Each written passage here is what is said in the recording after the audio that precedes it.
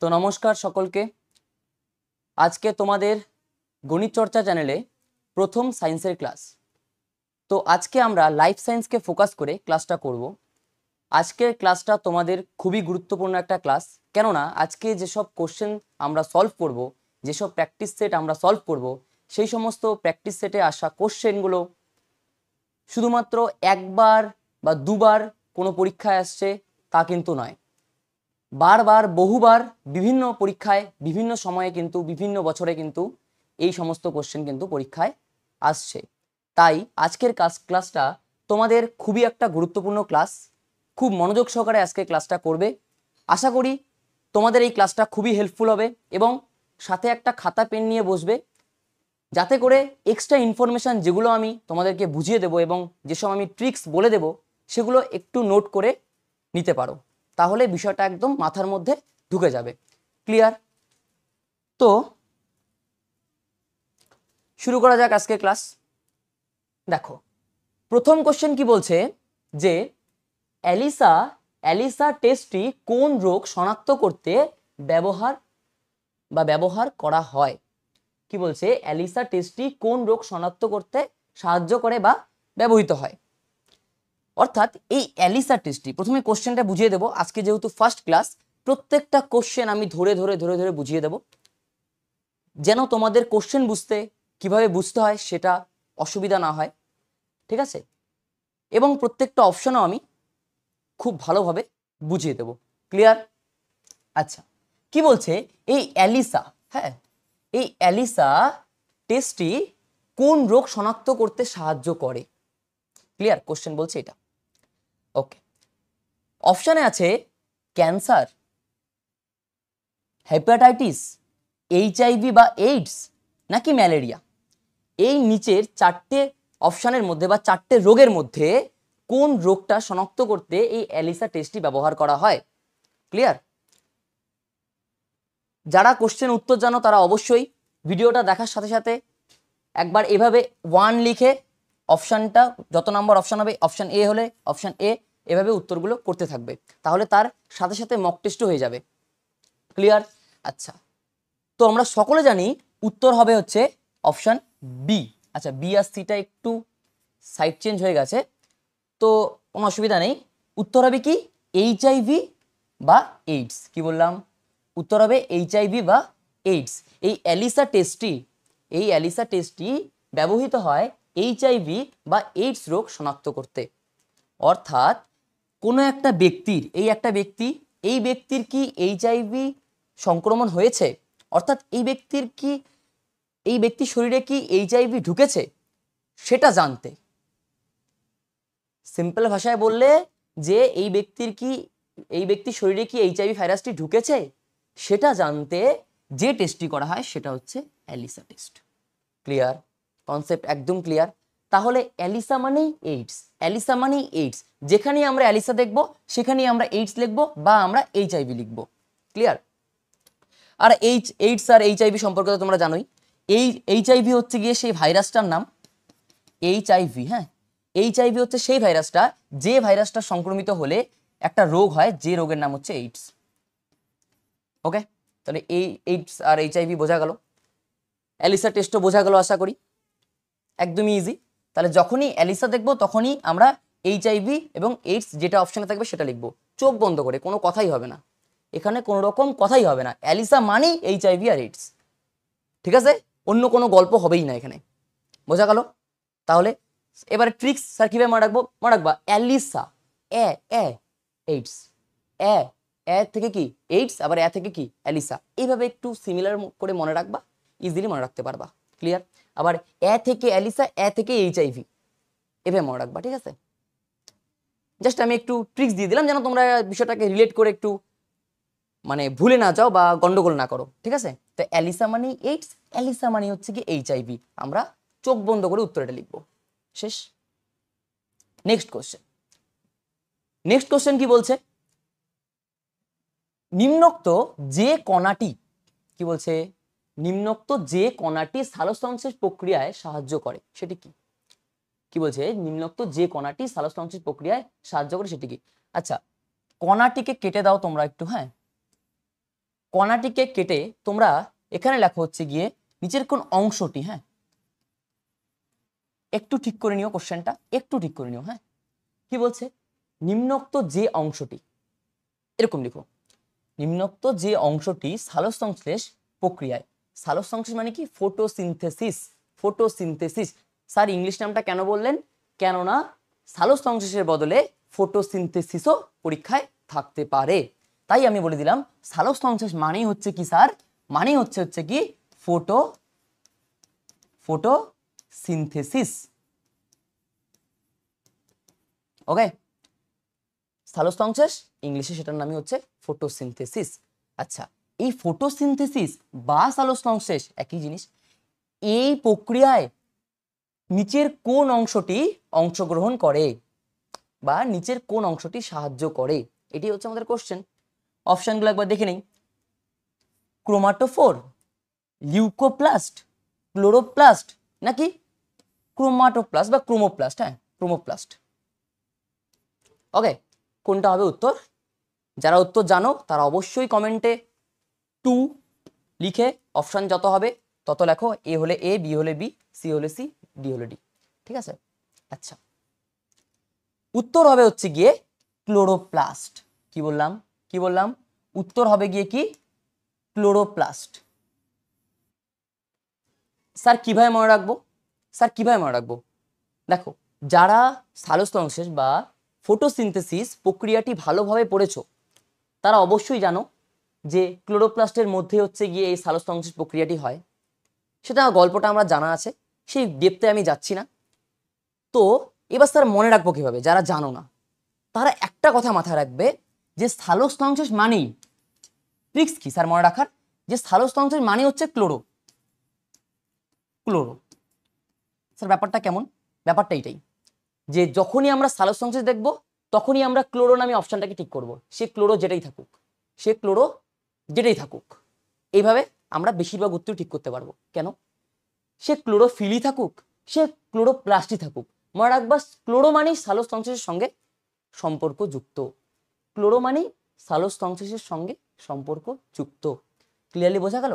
যখনই আমরা ক্লোরো জিনিসটা দেখব তখনই আমরা বুঝে যাব যে এটাই মানে হচ্ছে গিয়ে সালোকসংশ্লেষের সঙ্গে সম্পর্কযুক্ত, সে ক্লোরোফিলই হোক, সে ক্লোরোপ্লাস্টই হোক, সে যা খুশি হোক। একটা কথা মাথায় রাখতে হবে, ক্লোরো মানেই বুঝতে হবে এটা হচ্ছে কার ভাই, এটা হচ্ছে সালোকসংশ্লেষের ভাই। বোঝা গেল? একদম ক্লিয়ার, ট্রিক্সটা বোঝা গেছে?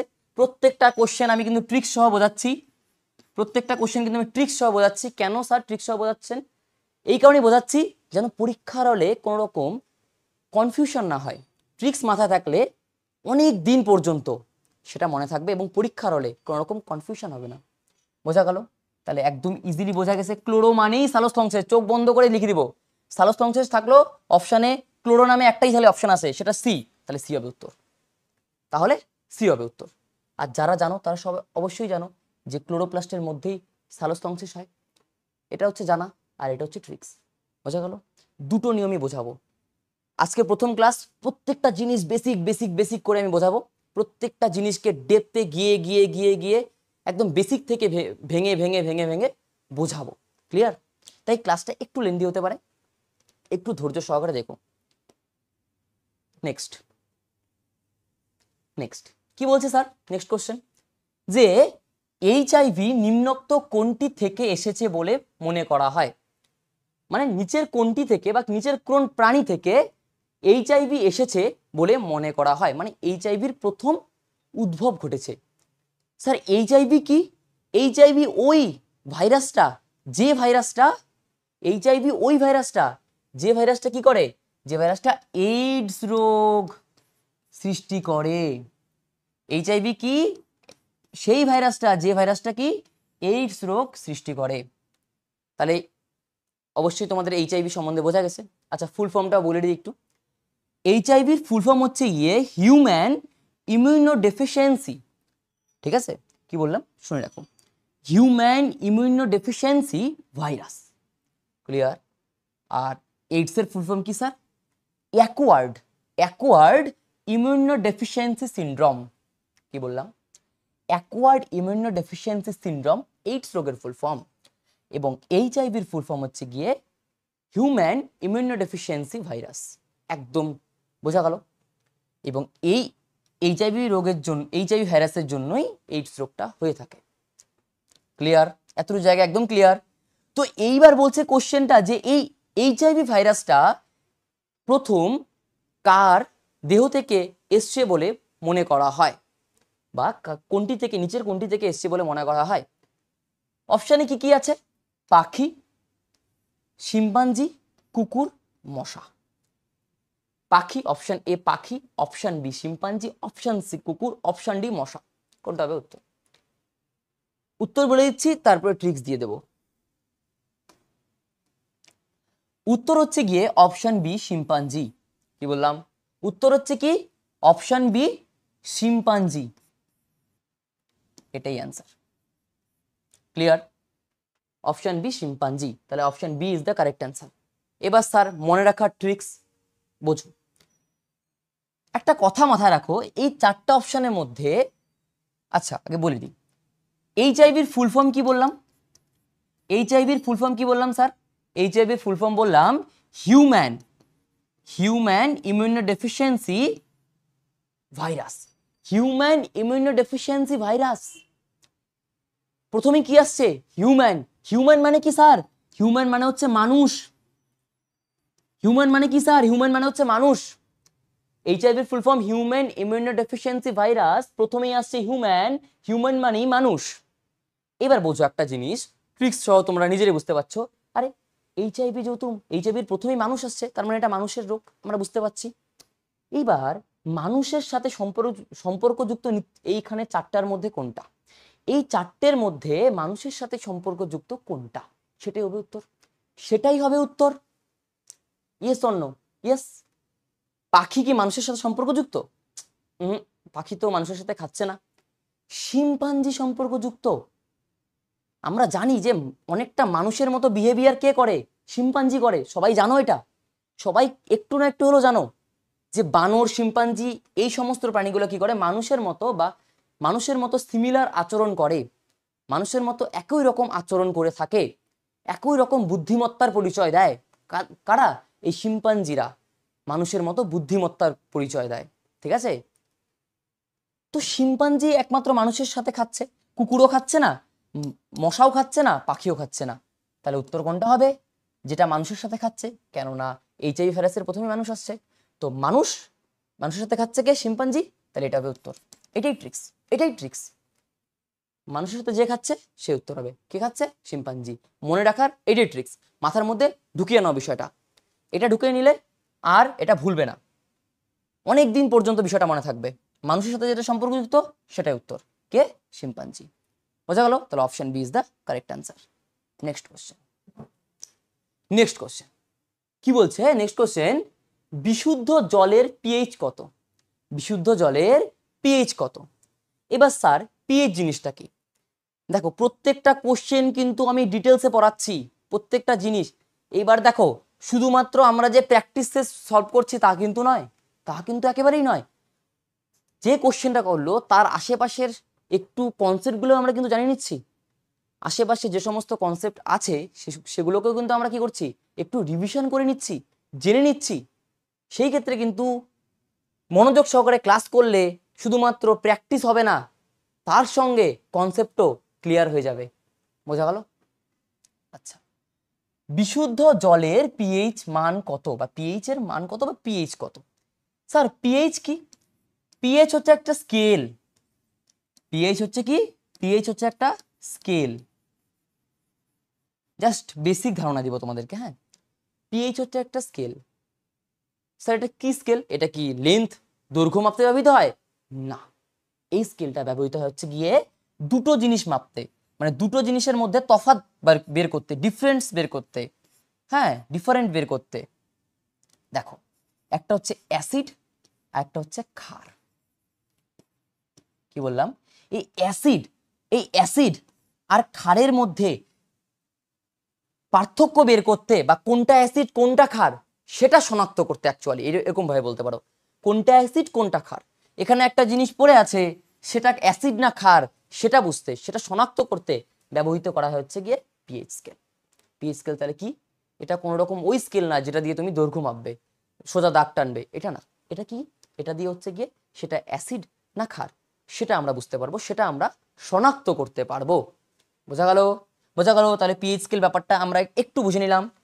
এইবার পিএইচ স্কেলটা কেমন হয় একটু বুঝে নিই। পিএইচ স্কেলটা এরকম থাকে, 0 থেকে 14 পর্যন্ত দাগ টানা থাকে, এরকম 0 থেকে 14 পর্যন্ত দাগ টানা থাকে বা দাগ কাটা থাকে।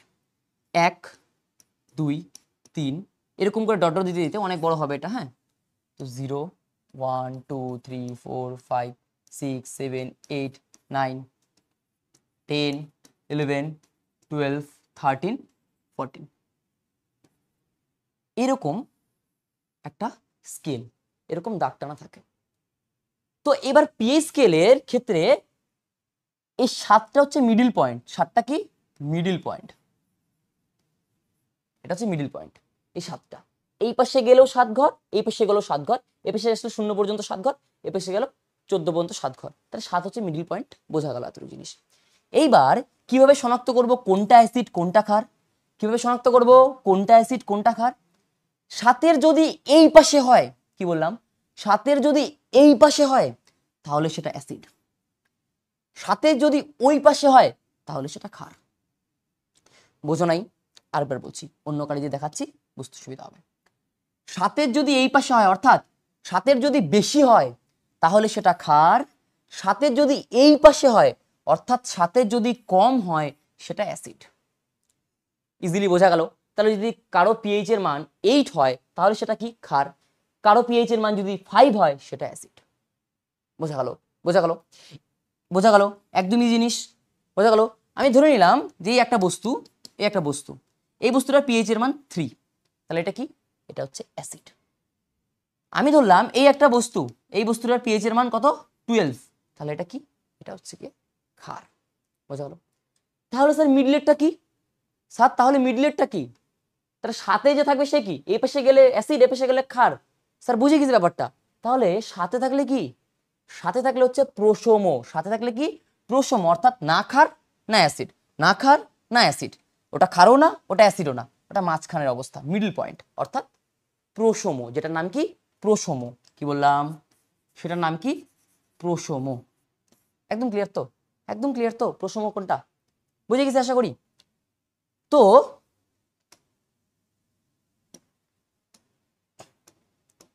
তো বিশুদ্ধ জলের পিএইচ এর মান কত? পিএইচ এর মান হচ্ছে গিয়ে 7। Option C is the correct answer.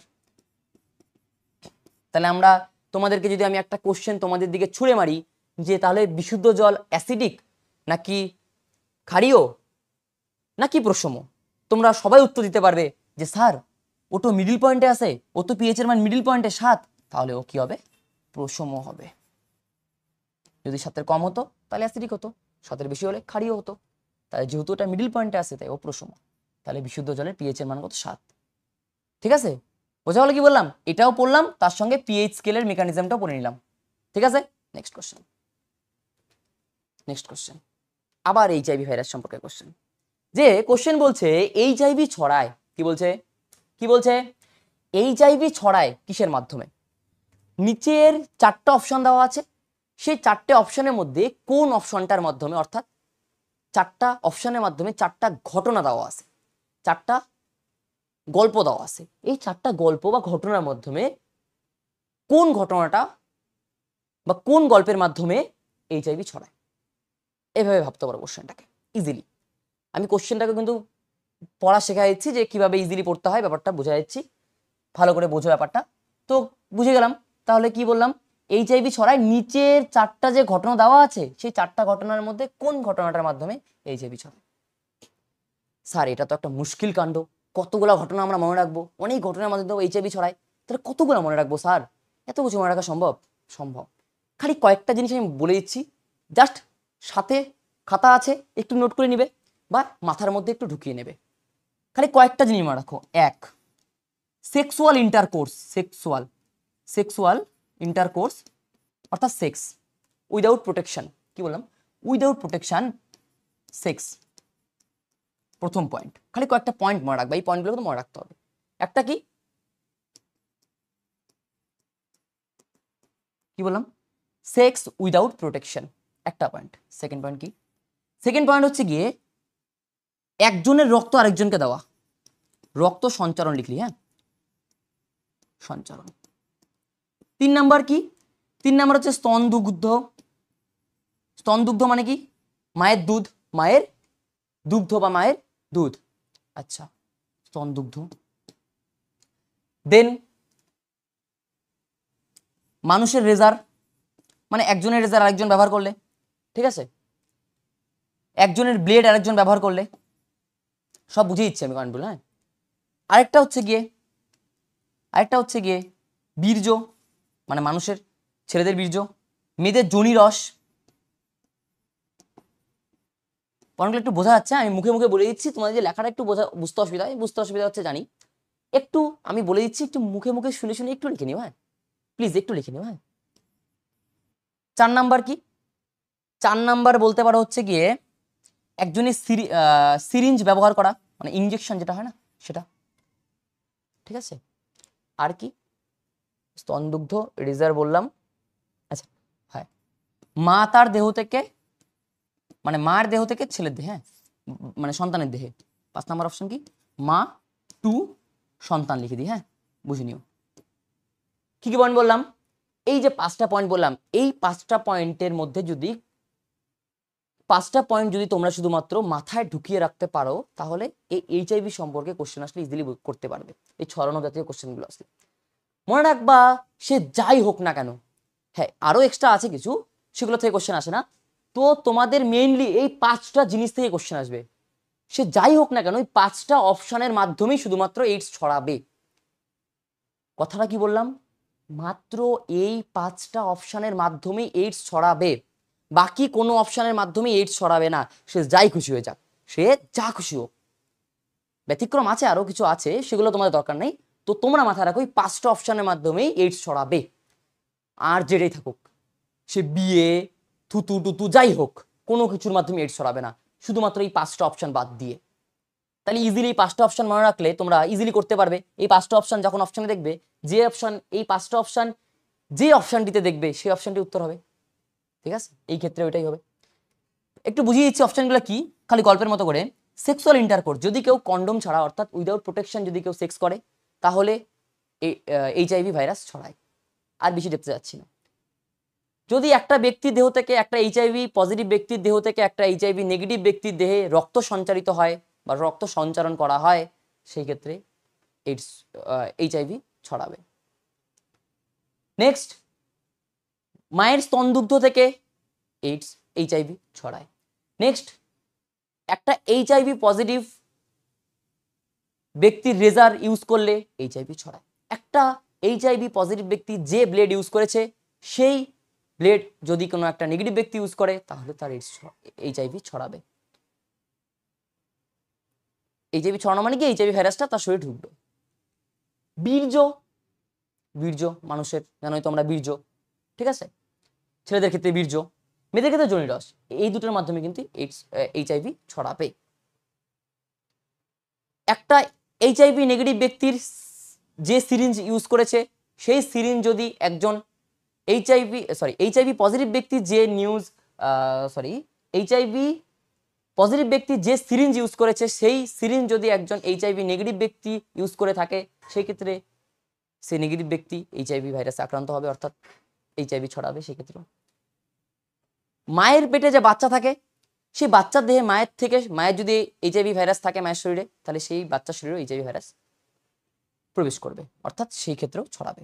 এই 5টা অপশনের মাধ্যমে একমাত্র এইডস ছড়াবে, এইডস মানে কি, মানে অ্যাকচুয়ালি এইচআইভি ভাইরাসটা ছড়াবে, ঠিক আছে। এই এইচআইভি ভাইরাসটা ছড়াবে, তারপরে যে রোগটা হবে সেটা হচ্ছে এইডস। সেটা আমরা আর গল্পে যাচ্ছি না। আমরা মনে রাখতে পারি যে শুধুমাত্র স্যার ট্রিক্স কি, এই কোশ্চেনের এইটাই ট্রিক্স, যে এই 5টা অপশন মনে রাখো, খেলা শেষ। এই 5টা অপশন যেখানে দেখবে না সেটা উত্তর হবে না, শেষ। এই 5টা অপশনের মাধ্যমেই একমাত্র এইচআইভি ছড়াবে, শেষ। তাহলে নিচে দেখি এই 5টা অপশনের মধ্যে কোন অপশনটা এখানের মধ্যে আমাদের খাচ্ছে, কোন অপশনটা আছে, ক্লিয়ার করে নিই। হ্যাঁ, প্রথম অপশন বলছে খাবার ভাগের মাধ্যমে, একই খাবার ভাগ করে খেলে। এটা তো আমাদের অপশনে ছিল না 5টা অপশনের মধ্যে, 5টা পয়েন্টের মধ্যে, তাহলে এটা উত্তর হবে না। নেক্সট কোশ্চেন, বিটা পরে পড়ছি, সিটা পড়ি আগে। হ্যাঁ, করমর্দন করলে, করমর্দন মানে কি? হ্যান্ডশেক। হ্যান্ডশেক, হ্যান্ডশেক করলে না, এইডস ছড়াবে না, এইচআইভি ভাইরাস ছড়াবে না। নেক্সট কি? একই বিছানা ব্যবহার করলে, না, এটাও আমাদের অপশানে ছিল না। হ্যান্ডশেক করা আমাদের অপশানে ছিল না, আমাদের পয়েন্টে ছিল না, 5টা পয়েন্টের মধ্যে, তো এটাও ছিল না, এটাও ছিল না, এটা ছিল না। কিন্তু কিন্তু বি নাম্বারটা ছিল, ইঞ্জেকশনের একই সুচ, মানে একই সিরিঞ্জ, যেটা বলছিলাম, ইঞ্জেকশনের একই সিরিঞ্জ বা একই সুচ ব্যবহার করলে, হ্যাঁ এটা অপশানে ছিল। তাহলে উত্তর কোনটা হবে? ট্রিক্স অনুযায়ী বলতে পারো, অপশান বি হবে উত্তর। কোনটা উত্তর হবে? Option B. কেন স্যার অপশান বি উত্তর হলো? স্যার কিভাবে বুঝলাম অপশন বি উত্তর হলো? এটা কি মন গড়া কথা নাকি? না, মন গড়া কথা না। আমাদের 5টা অপশন, 5টা যে পয়েন্ট আমি লিখিয়ে দিয়েছি, সেই 5টা পয়েন্ট লিখিয়ে দেওয়ার পর সেই 5টা পয়েন্টের মধ্যে শুধুমাত্র বি নাম্বার পয়েন্টে আমাদের খাচ্ছে, তাহলে বি নাম্বার পয়েন্টে উত্তর হবে, বি নাম্বার পয়েন্টে আমাদের উত্তর হবে। That's it. বোঝা গেল? তাহলে option B is the correct answer আগের কোশ্চেনের। নেক্সট কোশ্চেন আসো। নেক্সট কোশ্চেন কি? একটি বিমানের ব্ল্যাক বক্স এর রং কি? কি বলছে কোশ্চেনটা? এটা একটা জিকের কোশ্চেন বলতে পারো, ঠিক আছে? কি বলছে? একটি বিমানের ব্ল্যাক বক্স এর রং কি? কি বলছে? একটি বিমানের ব্ল্যাক বক্সের রং কি? এটা একটা ভিভিআই কোশ্চেন। হ্যাঁ, বারবার পরীক্ষা আসে, বারবার।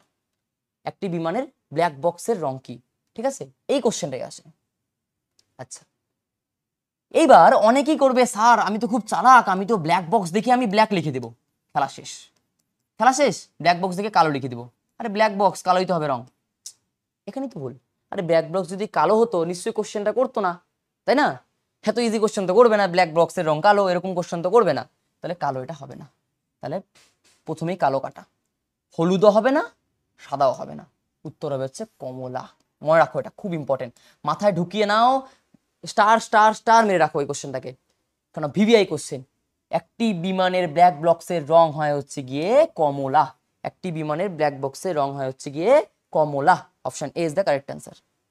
নেক্সট কোশ্চেন কি বলছে? নিম্নের কোন ভিটামিনটি জলে দ্রবণীয় নয়? কি বলছে? নিম্নের কোন ভিটামিনটি জলে দ্রবণীয় নয়? এই যে নয়, লাস্টে কিন্তু নয়, এটা কিন্তু অনেকেরই চোখে পড়ে না, এটা কিন্তু অনেকেই চোখে পড়ে না, ঠিক আছে? ঠিক আছে, এই নয়কে আমি একটা জিনিস দিয়ে ডিনোট করি, একটা কথা বলে ডিনোট করি। এই নয় বা না, এই জাতীয় জিনিসগুলোকে আমি হ্যাশট্যাগ ফালতু বলে থাকি। হ্যাশট্যাগ ফালতু। কেন স্যার হ্যাশট্যাগ ফালতু বলা হয় এটাকে? কেননা এই এই নয় আর নাই তোমাদের কোশ্চেন উত্তরগুলোকে ভুল করাবে, কোশ্চেনের উত্তরগুলোকে ভুল করাবে এই নয় আর না, ডেঞ্জারাস জিনিস এটা। এই জন্য এর নাম হচ্ছে হ্যাশট্যাগ ফালতু, কেননা এরাই ভুল করাবে। কি হয় বলতো? অনেক স্টুডেন্ট মানে বেশিরভাগ স্টুডেন্ট কি করে, খুব তাড়াহুড়ো করে কোশ্চেন করে। অবশ্যই তাড়াহুড়ো করতেই হবে, কেননা টাইম খুবই কম থাকে, শর্ট টাইম থাকে। আমি বলছি না তাড়াহুড়ো না করতে, কারণ তাড়াহুড়ো করতেই হবে, না তো টাইম ম্যানেজমেন্ট করতে পারবে না, টাইম ম্যানেজ করতে পারবে না। কিন্তু আমার রিকোয়েস্ট একটা রাখো, আমি প্লিজ করে বলছি, রিকোয়েস্ট একটা রাখো, অন্তত পক্ষে সায়েন্সের কোশ্চেনগুলোকে একবার কোশ্চেন দাগ নাম্বার থেকে শুরু করে, যেখান থেকে শুরু মানে এই যে কোশ্চেন দাগ নাম্বার থেকে শুরু করে কোশ্চেন মার্ক পর্যন্ত একবার হলো রিডিং পড়বে। প্লিজ প্লিজ একবার হলো রিডিং পড়বে, দয়া করে দয়া করে দয়া করে। কোশ্চেন দাগ নাম্বার থেকে শুরু করে কোশ্চেন মার্ক পর্যন্ত একবার হলো রিডিং পড়বে, প্লিজ, আমি প্লিজ করে বলছি, কেননা এটা খুব জরুরি। কেননা তারপরে কি হয় বলো তো? তারপরে তোমাদের মিস হয়ে যায়, অনেকেই কি হয় হ্যাশট্যাগ ফালতু রয়ে যায়, অনেকে কি করে তাড়াহুড়ো করে করে দেয়। যেমন এই কোশ্চেনটা অনেকে তাড়াহুড়ো করে ভুল করে দেবে, কেননা 9 লাস্টে দেখিনিও। কিন্তু দেখতে হবে যে তুমি যদি দাগ নাম্বার থেকে শুরু করে কোশ্চেন মার্ক পর্যন্ত উত্তরটা একবার যদি কোশ্চেনটা পড়ে ফেলো, দেন কিন্তু তুমি 9 আবার না হ্যাশট্যাগ ফালতু কিন্তু তোমার চোখে পড়ে যাবে। এই মাথায় রাখবা, হ্যাশট্যাগ ফালতু দিয়ে রাখো খাতার মধ্যে, হ্যাশট্যাগ ফালতুই ভুল করবে, কোশ্চেনের উত্তর করাবে, এ দায়িত্ব, এ দায়িত্ব নিয়ে কোশ্চেন উত্তর ভুল করাবে এই হ্যাশট্যাগ ফালতু, কথাটা মাথায় রেখো, ঠিক আছে? ওকে ওকে, নেক্সট। আশা করি বোঝা গেছে। এবার ব্যাপারটা আশা করি বুঝতে পারছি যে হ্যাশট্যাগ ফালতু কি করাবে কি করাবে না। এবার কোশ্চেনে চলে আসি, নিম্নের কোন ভিটামিনটি জলে দ্রবণীয় নয়? নিম্নের কোন ভিটামিনটি জলে দ্রবণীয় নয়? স্যার এটা কিভাবে মনে রাখবো, ট্রিক্স দাও। মাথায় রাখবা, মাথায় রাখবা দুটো মানে ভিটামিন তো অনেকগুলো আছে, ঠিক আছে? ভিটামিন অনেকগুলো আছে, নাম আছে এদের, আমরা জানি, যারা ভিটামিন পড়েছে তারা জানি। সেক্ষেত্রে সেই ভিটামিন যেগুলো আছে না সেগুলোকে দুটো ভাগে ভাগ করা হয়। একটা জলে যেগুলো দ্রবণীয় সেগুলোকে আলাদা করা হচ্ছে, যেগুলো তেলে দ্রবণীয় সেগুলোকে আলাদা করা হয়েছে। মানে এক ভাগ জলে দ্রবণীয়, এক ভাগ তেলে দ্রবণীয়। মানে কি, এক ভাগ জলে দ্রাব্য, এক ভাগ তেলে দ্রাব্য। আচ্ছা, তেল মানে ফ্যাটে, মাথা রাখবা, মানে লিপিডে, ফ্যাটে মানে লিপিডে, ঠিক আছে। তেলে ফ্যাটে লিপিডে একই জিনিস, তেলে ফ্যাটে লিপিডে একই জিনিস, বারবার বলছি। আর জলে আলাদা। তো দুই ভাগে ভাগ করা হয়েছে, একটা জলে, একটা তেলে, ফ্যাটে বা লিপিডে। এবার বোঝো। এবার ভিটামিন কারা কারা আছে? A D, A D, A B C D E K. এই যে কয়জন আছে, এই কয়জনকে A B C D E K, এই কয়জনকে, এই কয়টা ভিটামিন আছে? Vitamin A, vitamin B, vitamin C, vitamin D, vitamin E, vitamin K. এই কয়জন ভিটামিনকে দুটো ভাগে ভাগ করা হয়েছে। এখান থেকে কিছু লোক যাবে জলে দ্রবণীয় ভাগে, কিছু লোক যাবে তেলে দ্রবণীয় ভাগে। এবার কারা কোন দিকে যাবে স্যার, কিভাবে মনে রাখবো? মাথা রাখবা এদিকে গেছে তেলে, এই লাইনটা খালি মনে রাখবা, এদিকে গেল তেলে। কি বললাম, কি বললাম, কি বললাম? এদিকে গেল তেলে, এদিকে গেল তেলে। তার মানে তেলে গেছে কারা? এদিকে। এদিকে মানে কি? এ ডি ই কে, খেলা শেষ।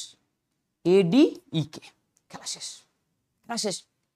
লাইনটা ভালো করে মনে রাখবা, এদিকে, বাংলায় মনে রাখবা, এদিকে গেল তেলে। তার মানে কি? এ ডি ই কে গেল হচ্ছে তেলে। তার মানে তেলে বা ফ্যাটের দ্রবণীয় ভিটামিনগুলির নাম কি? এ ডি ই কে। তাহলে বাকি থাকলো কারা? বি আর সি। তাহলে বি আর সি হচ্ছে জলে দ্রবণীয়, বি আর সি হচ্ছে গিয়ে কি? জলে দ্রবণীয়। শেষ। তাহলে জলে দ্রাব্য বা জলে দ্রবণীয় ভিটামিন কি? বি আর সি। তেলে, তেলে ফ্যাটে লিপিডে কি? এ ডি ই কে, অর্থাৎ এদিকে গেল তেলে। শেষ। আশা করি ট্রিক্স বোঝা গেছে। তাহলে কোশ্চেন উত্তরটা করি। তাহলে এবার বলছে জলে দ্রবণীয় ভিটামিন নয়, তার মানে কি?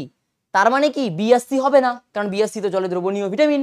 তার মানে বলছে জলে দ্রবণীয় ভিটামিন নয়, জলে দ্রবণীয় ভিটামিন নয়। তাহলে বি আর সি কোনো মতেই হবে না।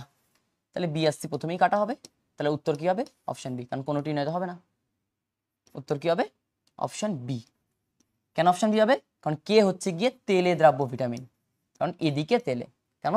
এদিকে তেলে, তাই তেলে দ্রাব্য ভিটামিন হচ্ছে গিয়ে কে, যেটা জলে দ্রবণীয় ভিটামিন নয়, যেটা জলে দ্রবণীয় ভিটামিন নয়। শেষ। আশা করি বোঝা গেছে। Option B is the correct answer. Next. আচ্ছা, নেক্সট কোশ্চেন কি বলছে? মানবদেহে যে ক্রোমোজোম থাকে তা কার্য অনুযায়ী কত প্রকারের হয়? মানবদেহে যা ক্রোমোজোম থাকে তা কার্য অনুযায়ী কত প্রকারের হয়? কোশ্চেন তাই বলছে। দেখো, মানবদেহে টোটাল থাকে হচ্ছে 23 জোড়া ক্রোমোজোম। কি বললাম? মানবদেহে থাকে হচ্ছে কি? 23 জোড়া ক্রোমোজোম। কি বললাম? মানবদেহে কয় জোড়া ক্রোমোজোম থাকে? 23 জোড়া। সেখানের মধ্যে দুটা ভাগ করা হয় 23 জোড়াকে।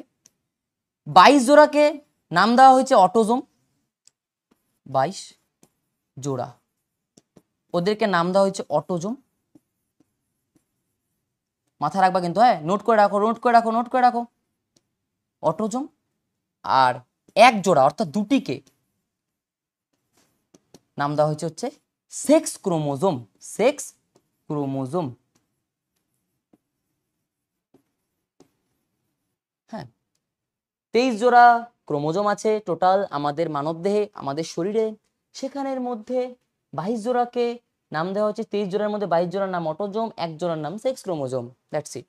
এই কার্য অনুযায়ী এই দুজনকে দুইটা ভাগে ভাগ করা হয়, একটা হচ্ছে অটোজোম, একটা সেক্স ক্রোমোজোম। এবার এদের কাজটা একটু বুঝে নিই, এবার এদের কাজটা বুঝে নিই। অটোজোমের কাজ হচ্ছে গিয়ে চারিত্রিক বৈশিষ্ট্য নির্ধারণ করা, বা চারিত্রিক বৈশিষ্ট্য মানে অ্যাকচুয়ালি বংশগত যে বৈশিষ্ট্যগুলো আছে, আমাদের চারিত্রিক যে বৈশিষ্ট্যগুলো আছে সেগুলো নির্ধারণ করা। কি বললাম? চরিত্র তোমার কেমন হবে, তোমার চরিত্র বলতে ওই রকম না, ক্যারেক্টার না কিন্তু, হ্যাঁ ক্যারেক্টার বলতে ওই রকম না যে তুমি কি আদৌ ভালো না ওরকম কিন্তু না। প্রত্যেকটা জিনিস, প্রত্যেকটা জিনিস ক্যারেক্টার বলতে কিন্তু তোমার প্রত্যেকটা জিনিস বোঝায়, সবকিছু, ঠিক আছে? তো প্রত্যেকটা জিনিস দেখবে হচ্ছে এই 22 জোড়া ক্রোমোজোম, অর্থাৎ চারিত্রিক বৈশিষ্ট্য নির্ধারণ করবে। এর কাজ কি? চারিত্রিক বৈশিষ্ট্য নির্ধারণ করা। অটোজোমের কাজ কি? চারিত্রিক বৈশিষ্ট্য নির্ধারণ করা। Note down. সেক্স ক্রোমোজোমের কাজ কি? শুধুমাত্র লিঙ্গ নির্ধারণ করা, অর্থাৎ বাচ্চাটা ছেলে হবে নাকি বাচ্চাটা মেয়ে হবে সেটা নির্ধারণ করা। বুঝা গেল কি বললাম? তাহলে কার্য অনুযায়ী 23 জোড়া ক্রোমোজোমকে দুটো ভাগে ভাগ করা হয়েছে। 22 জোড়ার নাম অটোজোম, যেটা চারিত্রিক বৈশিষ্ট্য নির্ধারণ করে, নোট করে নাও, এবং 1 জোড়ার নাম সেক্স ক্রোমোজোম, যেটা লিঙ্গ নির্ধারণ করে। তাহলে কোশ্চেনে শুধুমাত্র বলছে মানবদেহে যে ক্রোমোজোম থাকে তা কার্য অনুযায়ী কত প্রকারের হয়, কত প্রকার শুধু বলছে। কত প্রকার? এক প্রকার, এই 2 প্রকার। তাহলে কয় প্রকারের? 2 প্রকারের। Option D is the correct answer. Option D is the correct answer. Clear? 2 প্রকারের হয়, একটা অটোজোম, একটা সেক্স ক্রোমোজোম। নেক্সট কোশ্চেন কি বলছে, কোন ভিটামিনের অভাবজনিত কারণে রিকেট রোগ হয়? অর্থাৎ কোশ্চেনটা বলছে এটাই যে কোন ভিটামিনের অভাবে রিকেট রোগ হয়। তাহলে আমাদের প্রত্যেকটা ভিটামিনের কিন্তু অভাবে কি রোগ হয় সেটা কিন্তু জানতে হবে। আমি লিখে দিচ্ছি, দেখো উত্তর হবে আমাদের vitamin D. Option A is the correct answer. হ্যাঁ, যে ভিটামিন ডি এর অভাবে রিকেট রোগ হয়। তাহলে বুঝে গেলাম। তাহলে এবার বাকিগুলো লিখে দিচ্ছি, কারণ বাকি দিয়েও তো কোশ্চেন আসতে পারে। আমাদের সবগুলো পসিবিলিটি আমাদের দেখা দরকার, যে আরও কি কি কোশ্চেন আসতে পারে। প্রত্যেকটা পসিবিলিটি আমরা দেখবো, যে হ্যাঁ শুধুমাত্র ভিটামিন ডি এর অভাবে রিকেট রোগ হয় এতটুকু বললেই হবে না, বাকিগুলো জানতে হবে। এটাই পরীক্ষায় আসবে কোশ্চেন তা কিন্তু নয়, এগুলো দিয়ে আসতে পারে কোশ্চেন। আচ্ছা, ভিটামিন ডি এর অভাবে রিকেট রোগ হয়, তাহলে vitamin D rickets. Rickets. Vitamin B এর অভাবে কি রোগ হয়? বেরি। অ্যাকচুয়ালি আরও হয়, কারণ ভিটামিন বি মানে ভিটামিন, এখানে 12টা ভিটামিন বি আছে, অর্থাৎ ভিটামিন B1 থেকে B12 পর্যন্ত আছে। তাই ভিটামিন বি কে বলা হয় ভিটামিন বি কমপ্লেক্স। ঠিক আছে, তো অনেকগুলো হয়, শুধুমাত্র আমি একটা লিখছি, বেরি রোগ হয় ভিটামিন বি এর অভাবে। ভিটামিন এ এর অভাবে হয় হচ্ছে কি রাতকানা। নোট ডাউন, রাতকানা। ঠিক আছে। ভিটামিন সি এর অভাবে হচ্ছে স্কারভি। কি? স্কারভি। ভিটামিন ডি এর অভাবে রিকেট, ভিটামিন বি এর অভাবে বেরি, ভিটামিন এ এর অভাবে রাতকানা, ভিটামিন সি এর অভাবে স্কারভি।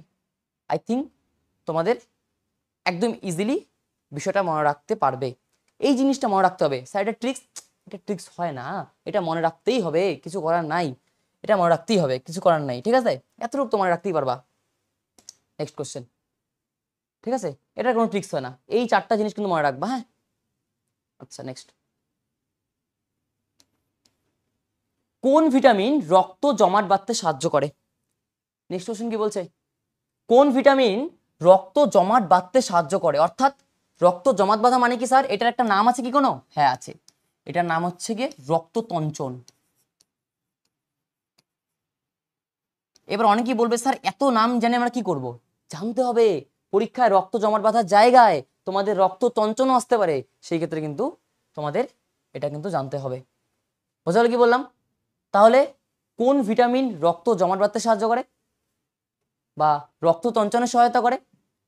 উত্তর হবে ভিটামিন কে। ভিটামিন কে হচ্ছে গিয়ে রক্ত জমাট বাঁধতে বা রক্ততঞ্চনে সহায়তা করে। তাহলে option A is the correct answer. Option A is the correct answer. ঠিক আছে, বোঝা গেল? ক্লিয়ারলি বোঝা গেল? কি বলছে, আরএনএ এর সম্পূর্ণ রূপটি কি? হ্যাঁ, নেক্সট কোশ্চেন কি বলছে, আরএনএ এর সম্পূর্ণ রূপটি কি, বা এটাও আসতে পারে কোশ্চেন, আরএনএ এর ফুল ফর্ম কি? একই জিনিস। আরএনএ এর ফুল ফর্ম কি? একদম ইজিলি জিনিসটা আমরা জানবো। ইজি, কোশ্চেনটাও ইজি। কি? Option C is the correct answer, ribonucleic acid. সবাই জানি আমরা রাইবোনিউক্লিক অ্যাসিড হচ্ছে গিয়ে আরএনএ এর ফুল ফর্ম। তাহলে আরএনএ এর ফুল ফর্ম কি? Ribonucleic acid. তার সঙ্গে ডিএনএ এর ফুল ফর্মটা আমাদের জানিয়ে রাখতে হবে, কারণ ডিএনএ থেকে কোশ্চেন আসতে পারে। ডিএনএ এর ফুল ফর্ম হচ্ছে গিয়ে ডিঅক্সি রাইবোনিউক্লিক অ্যাসিড। শুধুমাত্র রাইবোনিউক্লিক অ্যাসিডের আগে আগে ডিঅক্সি চলে বসে যাবে, ডিঅক্সি শুধুমাত্র রাইবোনিউক্লিক অ্যাসিডের আগে বসবে, তাহলেই হয়ে গেল। তাহলে আরএনএ এর full form ribonucleic acid, DNA এর full form deoxyribonucleic acid. শেষ। আরএনএ এর full form ribonucleic acid, DNA এর full form deoxyribonucleic acid. শেষ। এটা বোঝা গেল? আচ্ছা, আরএনএ সম্পর্কে আর কয়েকটা তথ্য আমরা জানিয়ে নিচ্ছি। আরএনএর মধ্যে যে সমস্ত নাইট্রোজেন বেস থাকে, এটা আমাদের জানতে হবে একটু। কি বললাম? নাইট্রোজেন বেস থাকে কার মধ্যে? আরএনএর মধ্যে nitrogen base. Sir nitrogen base কি? এত ডিটেলস আমি যাব না, শুধুমাত্র মনে রাখো নাইট্রোজেন বেস নামে একটা জিনিস আসে যেটা হচ্ছে কি আরএনএ এর মধ্যে থাকে, সেটা কি কি থাকে সেটা মনে রাখতে হবে। একটা হচ্ছে অ্যাডেনিন, 4টা থাকে, হ্যাঁ, অ্যাডেনিন, আরেকটা হচ্ছে গুয়ানিন, আরেকটা হচ্ছে গিয়ে সাইটোসিন, একটা কি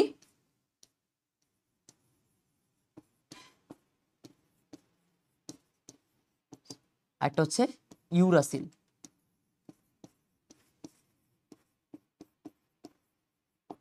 অ্যাডেনিন, গুয়ানিন, সাইটোসিন, থাইমিন একদম ছোটস্থ রাখতে হবে। অ্যাডেনিন, গুয়ানিন, সাইটোসিন, ইউরাসিল, এটা হচ্ছে গিয়ে আরএনএ এর নাইট্রোজেন বেসগুলির নাম। এবার ডিএনএ নাইট্রোজেন বেস কি স্যার? তাহলে ডিএনএ নাইট্রোজেন বেস একই, সেম হবে, শুধুমাত্র same DNA nitrogen base adenine, guanine, cytosine, শুধুমাত্র এখানে একটু ভালো করে দেখো, শুধুমাত্র এই ইউরাসিলের জায়গায় শুধুমাত্র হবে হচ্ছে গিয়ে থাইমিন। কি বললাম? RNA nitrogen base adenine, guanine, cytosine, uracil, আর ডিএনএ নাইট্রোজেন বেস হচ্ছে গিয়ে অ্যাডেনিন, গুয়ানিন, সাইটোসিন, শুধুমাত্র ইউরাসিলের জায়গায় থাইমিন। শেষ। এতটুকু জানলেই তোমাদের এনাফ ডিএনএ আরএনএ সম্পর্কে। আচ্ছা, ফুল ফর্ম তো পড়লামই, তাহলে option C is the correct answer, দেখে নিলাম। নেক্সট কোশ্চেন, খুব ইম্পর্টেন্ট একটা কোশ্চেন, স্টার দিয়ে রাখো ভিভিআই, খুব ইম্পর্টেন্ট একটা কোশ্চেন। কোশ্চেনটা কি, মানব দেহে বা মানব শরীরে কত জোড়া লালাগ্রন্থি থাকে? অর্থাৎ মানব শরীরে ঠিক কত জোড়া লালাগ্রন্থি বর্তমান থাকে, ঠিক আছে, সেটা আমাদের জানতে হবে। উত্তর হবে কত জোড়া? 3 জোড়া। কি বললাম? মানব শরীরে কত জোড়া লালাগ্রন্থি থাকে? 3 জোড়া লালাগ্রন্থি থাকে। মানব শরীরে কত জোড়া লালাগ্রন্থি থাকে? 3 জোড়া লালাগ্রন্থি থাকে। Option A is the correct answer, 3 জোড়া লালাগ্রন্থি থাকে। ক্লিয়ার? 3 জোড়া লালাগ্রন্থি থাকে। কি কি নামগুলো একটু জানি। একটা হচ্ছে প্যারোটিড গ্রন্থি, গ্রন্থিটা লিখে নিও। আরেকটা হচ্ছে সাব ম্যান্ডিবুলার গ্রন্থি, লিখে নিবা সবাই, নোট করে নিবা, নোট। প্যারোটিড গ্রন্থি, সাব ম্যান্ডিবুলার গ্রন্থি, আর হচ্ছে সাবলিঙ্গুয়াল গ্রন্থি। পরীক্ষা কিন্তু এগুলো আসতে পারে, হ্যাঁ, সবগুলোর পাশাপাশি গ্রন্থি হবে। প্যারোটিড গ্রন্থি, সাবম্যান্ডিবুলার গ্রন্থি, সাবলিঙ্গুয়াল গ্রন্থি, এটা হচ্ছে গিয়ে এই যে এরাই হচ্ছে গিয়ে এই প্যারোটিড গ্রন্থি থেকে 2 জোড়া, মানে 2 জোড়া সরি 1 জোড়া, মানে 2টি, এ থেকে 2টি, এ থেকে 2টি, প্যারোটিড থেকে 2টি, সাবম্যান্ডিবুলার থেকে 2টি, সাবলিঙ্গুয়াল থেকে 2টি, এই 3টা ডাবল করে থাকে, তাই বলছে হচ্ছে 3 জোড়া। শেষ। তাহলে আমাদের মানব শরীরে 3 জোড়া লালাগ্রন্থি থাকে, প্যারোটিড, সাবম্যান্ডিবুলার আর সাবলিঙ্গুয়াল। নেক্সট কোশ্চেন কি বলছে, নিম্নোক্ত কোন কোষীয় অঙ্গাণুটি প্রোটিন সংশ্লেষে অংশগ্রহণ করে? নিম্নোক্ত কোন কোষীয় অঙ্গাণুটি প্রোটিন সংশ্লেষে বা প্রোটিন সিনথেসিসে ইংলিশ টার্মগুলোকে একটু মনে রাখবো, অন্তত সায়েন্সের ক্ষেত্রে একটু ইংলিশ টার্মগুলোকে মনে রাখতে হবে। পরীক্ষায় কখনো কখনো ইংলিশ টার্ম দিয়ে কোশ্চেন করে থাকে, সেই ক্ষেত্রে কিন্তু বুঝতে অসুবিধা হওয়ার খুব চান্স আছে। তাই ইংলিশ টার্মগুলোকে একটু জানে রাখতে হবে যে সংশ্লেষ মানে হচ্ছে সিনথেসিস, তার মানে প্রোটিন সংশ্লেষে অংশগ্রহণ করে যে সেই প্রোটিন সিনথেসিসে অংশগ্রহণ করে, সিনথেসিস মানে সংশ্লেষ। শেষ। তাহলে এবার কি বলছে, কোন কোষীয় অঙ্গাণুটি প্রোটিন সংশ্লেষে অংশগ্রহণ করে বা সহায়তা করে? কে কে একজনই আছে, নাম আমাদের হচ্ছে রাইবোজোম বন্ধু।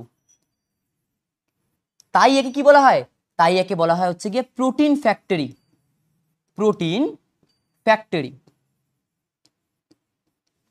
কাকে প্রোটিন ফ্যাক্টরি বলা হয়? রাইবোজোমকে প্রোটিন ফ্যাক্টরি বলা হয়। কেন? ইজিলি বোঝা গেল যে কেননা ও হচ্ছে প্রোটিন সংশ্লেষে অংশগ্রহণ করে বা সহায়তা করে, তাই ওকে কি বলা হয়? Protein factory. এটাও স্টার দাও, কোশ্চেন এটা স্টার দাও, স্টার ট্রিপল স্টার দাও, পরীক্ষায় খুব আসে কোশ্চেনটা। নিচের কোনটিকে প্রোটিন ফ্যাক্টরি বলা হয়? কাকে? রাইবোজোমকে। শেষ। বোঝা গেল? তাহলে যে রাইবোজোম প্রোটিন ফ্যাক্টরি বলা হয়, যে রাইবোজোমকে, সেই রাইবোজোমই হচ্ছে কি করে? প্রোটিন সংশ্লেষ করে, তাই তো ওকে প্রোটিন ফ্যাক্টরি বলা হয়। ইজিলি বোঝা গেল। তাহলে উত্তর কি হবে? রাইবোজোম। ক্লিয়ার? বোঝা গেল? এবার কোষ গহ্বর তাহলে কি করে স্যার? তুমি তো বললা যে রাইবোজোম প্রোটিন সংশ্লেষ করে। তাহলে কোষ গহ্বর কি করে? কোষ গহ্বর হচ্ছে কোষ রস ধারণ করে। নোট করে নিও, হ্যাঁ, কোষ রস ধারণ করে। লাইসোজোম কি করে স্যার? লাইসোজোম হচ্ছে গিয়ে কোষের ভিতরে যে সমস্ত খাদ্যবস্তু যায় সেগুলোকে পাচিত করে। আরো কাজ আছে ওর, আমরা জাস্ট মনে রাখবো যে খাদ্যবস্তু পাচিত করে, এরকম করে জাস্ট পয়েন্ট করে রাখবো, হ্যাঁ, বা খাদ্যবস্তুর পচন ঘটায়, হ্যাঁ, পাচিত করে, পচন ঘটায়, একই জিনিস। আর কি স্যার? আরো অনেক কাজ করে লাইসোজোম, এবং লাইসোজোমকে একটা বিশেষ নামে ডাকা হয়, এটা একটু মাথায় রাখবা তো সবাই, স্টার দিয়ে রাখো এখানে একটু। লাইসোজোমকে বলা হয় আত্মঘাতী থলি।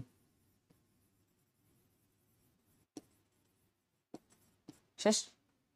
আচ্ছা, সেন্ট্রিওল কি করে স্যার? সেন্ট্রিওল হচ্ছে কোষ বিভাজনে অংশগ্রহণ করে। কোষ সেল ডিভিশন বা কোষ বিভাজনে অংশগ্রহণ করে। বোঝা গেছে? সেন্ট্রিওল কোষ বিভাজনে অংশগ্রহণ করে, রাইবোজোম প্রোটিন সংশ্লেষে অংশগ্রহণ করে, লাইসোজোম খাদ্যবস্তুর পচন ঘটায়, এবং লাইসোজোমকে আত্মঘাতী থলি বলা হয়, এটা স্টার দিয়ে রাখতে হবে। যেমনটা আমাদের রাইবোজোমকে প্রোটিন ফ্যাক্টরি বলা হয়, তেমনটাই আমাদের লাইসোজোমকে আত্মঘাতী থলি বলা হয়। শেষ? এবং কোষ গহ্বর কি করে? কোষ রস ধারণ করে। তাহলে প্রত্যেকটা কাজ আমরা জানি নিলাম, একদম ইজি ভাবে কাজটা জানি নিলাম। আশা করি কোনো রকম অসুবিধা তোমাদের হবে না এই বিষয়ে।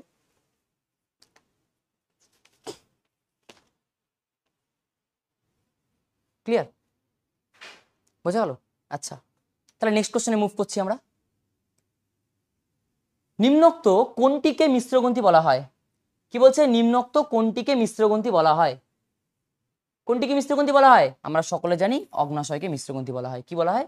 অগ্নাশয়কে মিশ্রগ্রন্থি বলা হয়। কেন? কারণ বোঝা যাচ্ছি, দু রকমের গ্রন্থি থাকে, একটা হচ্ছে অন্তঃক্ষরা, আর একটা হচ্ছে বহিঃক্ষরা। এক নাম্বার কি? অন্তঃক্ষরা, 2 নাম্বার হচ্ছে গিয়ে বহিঃক্ষরা। এবার দু রকমের গ্রন্থি হয়, একটা অন্তঃক্ষরা, একটা বহিঃক্ষরা। এবার যে বন্ধু দুই রকমই গ্রন্থির মতো কাজ করবে তাকে আমরা মিশ্র বলবো। Yes or no? ইয়েস। একজন অন্তঃক্ষরা, একজন বহিঃক্ষরা। এবার যে বন্ধু দুজনের মতোই কাজ করবে তাকে আমরা কি বলবো? মিশ্র বলবো। তাইলে যেহেতু এই অগ্নাশয় অন্তঃক্ষরার মতোও কাজ করে আবার বহিঃক্ষরার মতোও কাজ করে, তাই ওকে কি বলে? মিশ্রগ্রন্থি বলা হয়। ঠিক আছে? আরো গল্প আছে মিশ্রগ্রন্থি কেন বলা হয়, আমি ডিটেলসে যাচ্ছি না, জাস্ট বেসিক জিনিসটা বলে দিলাম ইজিলি। ক্লিয়ার? এবং অগ্নাশয় থেকে আরো কিছু জানতে হবে আমাদের। অগ্নাশয়ের দুটো কোষ থাকে, হ্যাঁ, এটা মাথা রাখবা একটু, হ্যাঁ। আরো ভিতরে আরো অনেক গল্প আছে, আমি জাস্ট তোমাদেরকে জিনিসটা বোঝাই দিচ্ছি, অল্প জিনিস যেটা ইম্পর্টেন্ট, যে কোশ্চেনগুলো ইম্পর্টেন্ট পরবর্তীকালে আরো আমরা যখন সলভ করবো তখন সেই কোশ্চেনগুলোকে আমরা পাবো। অগ্নাশয়ের মধ্যে দুই রকমের কোষ থাকে, ধরে নিলাম আমি, আরো কোষ থাকে, শুধুমাত্র আমরা 2 রকমটা ধরলাম। একটা হচ্ছে আলফা, একটা হচ্ছে বিটা। একটা হচ্ছে আলফা, একটা হচ্ছে বিটা। মনে রাখবা, আলফা কোষ থেকে গ্লুকাগন নামক একটা হরমোন খরিত হয়। আলফা কোষ থেকে গ্লুকাগন নামক হরমোন খরিত হয়, আর বিটা কোষ থেকে ইনসুলিন নামক হরমোন খরিত হয়। কে মনে রাখতে পারবে না এটা? সবাই পারবে ইজিলি। তাহলে আমি বলছি, যদি কারো গন্ডগোল হয়, অগ্নাশয়কে মিশ্রগ্রন্থি কেন বলা হয়? কেননা এটা অন্তঃক্ষরার মতো কাজ করে, বহিঃক্ষরার মতো কাজ করে। শেষ। অগ্নাশয়ের মধ্যে টোটাল 3 রকমের কোষ থাকে, 2 রকমটা ইম্পর্টেন্ট তাই 2 রকমটা দেখাচ্ছি। 2 রকমের কোষ থাকে ধরলাম, সেই 2 রকমের কোষের নাম কি? একটা হচ্ছে আলফা, একটা হচ্ছে বিটা। একটা হচ্ছে আলফা, একটা হচ্ছে বিটা। এই আলফা যে কোষটা আছে সেই কোষটা থেকে খরিত হয় হচ্ছে গিয়ে গ্লুকাগন নামক হরমোন, এবং বিটা যে কোষটা আছে সেখান থেকে খরিত হয় ইনসুলিন নামক হরমোন। তাহলে বুঝতে পারছো তো, শুধুমাত্র প্র্যাকটিসের সলভ করছি না, তার সঙ্গে আরো নানা রকম ইনফরমেশন গ্যাদার করছি আমরা, আরো অনেক রকম এবং অনেক বেশি পরিমাণ ইনফরমেশন কিন্তু আমরা এখানের মধ্যে নিচ্ছি। ঠিক আছে? সেই ক্ষেত্রে কিন্তু আমাদের সকলের উচিত যে প্রত্যেকটা ইনফরমেশনকে শর্ট নোট তৈরি করা, প্রত্যেকটা ইনফরমেশনের। তার ফলে তোমাদের পরবর্তীকালে পড়তে সুবিধা হবে। Clear? Next question, last question কি বলছে? নিম্নোক্ত যেগুলো আছে আর কি, নিম্নোক্তগুলির মধ্যে কোনটি অপ্রাসঙ্গিক? অপ্রাসঙ্গিক মানে কি? মানে এখানে এটাকে না বললেই নয় এরকম ব্যাপার একটা, এখানে এটাকে না ধরলেই নয় এরকম। অপ্রাসঙ্গিক মানে যদি কেউ না জানো এরকম করে মাথা রাখতে পারো যে একে এখানে না বললেই নয়, এরকম টাইপের। ঠিক আছে? অর্থাৎ ও এখানে ঠিকঠাক খাচ্ছে না, ওখানে ঠিকঠাক ও মিলছে না, অপ্রাসঙ্গিক। শেষ। তাহলে নিচের 4টে অপশনের মধ্যে কোনটি বাকি 3টের সাথে মিলছে না? কোন নাম্বার অপশনটা বাকি 3টে অপশনের সাথে মিলছে না? শেষ। এটাই উত্তর হবে। অ্যাড্রিনালিন, পেনিসিলিন, ইনসুলিন আর থাইরক্সিন, এই 4জনের মধ্যে কে অন্য 3জনের সঙ্গে মিলছে না? তাহলে বা কে আলাদা আর কি এই 3জনের মধ্যে, এই 4জনের মধ্যে কে আলাদা? আমরা সকলে জানি পেনিসিলিন আলাদা। Option B is the correct answer. কেননা পেনিসিলিন হচ্ছে গিয়ে এক ধরনের অ্যান্টিবায়োটিক। আমরা সবাই অ্যান্টিবায়োটিক নাম শুনছি, জ্বর হলে আমরা অ্যান্টিবায়োটিক খাই, অনেক ওই জায়গায় আমরা শুনছি অলরেডি নাম। তো পেনিসিলিন এক ধরনের কি অ্যান্টিবায়োটিক। আর বাকি যে 3টে দেওয়া আছে, এই অ্যাড্রিনালিন, বাকি যে 3টে দেওয়া আছে, এই অ্যাড্রিনালিন, ইনসুলিন আর থাইরক্সিন, এই 3জন হচ্ছে গিয়ে কি হরমোন। এইচএস লিখে দিচ্ছি আমি, হ্যাঁ, এরা 3জন কি হরমোন। শুধুমাত্র পেনিসিলিন হচ্ছে অ্যান্টিবায়োটিক। তাই পেনিসিলিন এই 3জনের সঙ্গে মিলছে না বা এই 3জনের মতো না, এই 3জনের থেকে পেনিসিলিন আলাদা।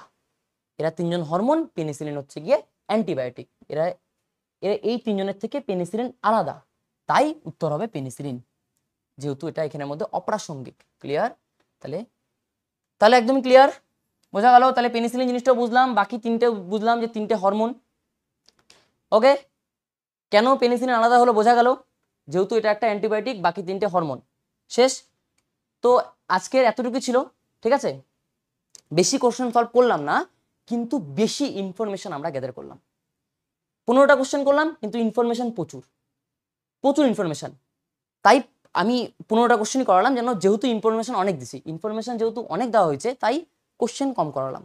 ঠিক আছে, এই যেসব ইনফরমেশন দিলাম এবং যে সমস্ত কোশ্চেন করালাম, সেই সমস্ত কোশ্চেন এবং ইনফরমেশন খাতায় নোট করে একদম রেডি করে নাও, তাহলে আর কোনো রকম অসুবিধা হবে না। পরবর্তীকালে ইজিলি সব কিছু বুঝতে পারবে এবং ক্লাসটা খুব ভালো করে মনোযোগ সহকারে করলে আশা করি এই কেন হচ্ছে উত্তরটা, কী কারণে হচ্ছে সে সম্বন্ধে কনসেপ্ট এবং ট্রিক্সগুলো যে দিলাম, সেগুলো ট্রিক্স মাথার মধ্যে অবশ্যই থেকে যাবে এবং আশা করি আর কোনো রকম অসুবিধা হবে না, কেন হচ্ছে, কী হয়েছে, কীভাবে হয়েছে, এইসব বুঝতে। ক্লিয়ার? কনসেপ্ট একদম ক্লিয়ার হবে। তো এতটুকুই, দেখা হচ্ছে নেক্সট ভিডিওতে।